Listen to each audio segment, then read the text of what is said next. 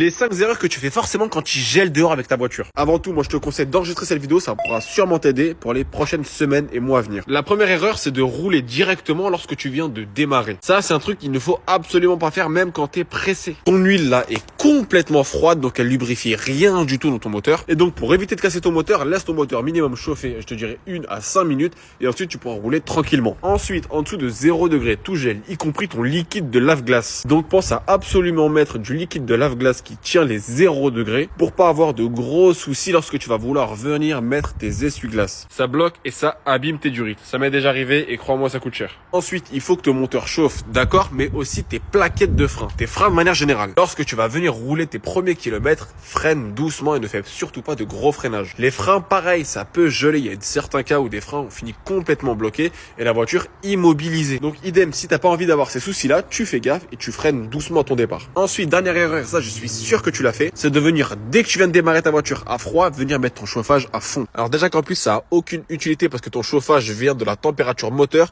et un moteur qui vient de démarrer c'est forcément froid. Donc déjà ça sert à rien et en plus ça peut abîmer ton moteur. Pourquoi? Parce que ton moteur lorsqu'il vient de démarrer n'est pas prêt à fournir toute cette puissance de ventilation. C'est pour ça que moi je te conseille de mettre l'intensité à la moitié, d'attendre que ton moteur chauffe et ensuite là tu vas pouvoir venir mettre ça à fond. Allez, pour plus de vidéos ou de conseils, abonne-toi, moi je te poste une vidéo par jour.